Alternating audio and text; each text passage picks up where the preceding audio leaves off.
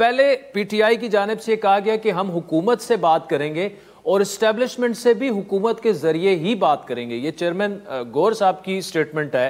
अब अगर मामलात इस नहज तक पहुंच चुके हैं कि आपको लग रहा है कि हुकूमत वैसी टरखा रही है और वैसी ये एक्सरसाइज है, उसका कोई फ़ायदा नहीं है, अगर फ़ायदा नहीं है तो आप पार्टी को क्लियर कट क्यों नहीं बता देते कि आप आए असम्बली में एहतजाज करें, सड़कों पर एहतजाज करें, जो भी जमहूरी तरीका है वो करें, हमने मुज़ाकरात नहीं करने। देखिए, ये बात अनकरीब आ जाएगी आपके सामने, क्योंकि ये बार बार ये कहा जा रहा था कि देखिए पीटीआई मुज़ाकरात नहीं कर रही, ये सियासी तरीक़ाकार जो है वो अडॉप्ट नहीं हो रहा, आके मुज़ाकरात करें। तो पीटीआई ने मुज़ाकरात करके देख ली। उन्होंने जब जाके कोई माकूल अपनी कंडीशन सुनाई कि भाई इसके लिए मुज़ाकरात करना है तो कोई कॉन्फ्रेंस बिल्डिंग मेजर्स होने चाहिए, CBM। उनमें से उन्होंने कहा कि इसमें पहला ये है कि आप 9 मई और 26 नवंबर के मामलात पर तहकीक कराएं, और उसके अलावा ये है कि जो इस वक्त सियासी कैदी हैं उन सबको रिहा किया जाए।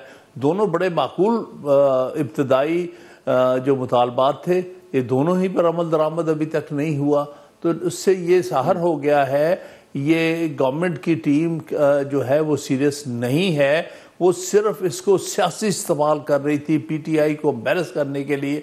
देखिए, हम तो मुज़ाकरात करना चाहते हैं, ये नहीं कर रहे हम तो इसलिए ये सारा कुछ दिखावा था और कुछ भी नहीं।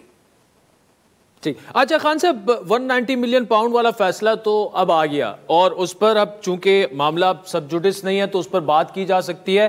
तहरीक इंसाफ का पॉइंट ऑफ व्यू ये है कि खान साहब के साथ एक दफ़ा फिर जाती हुई।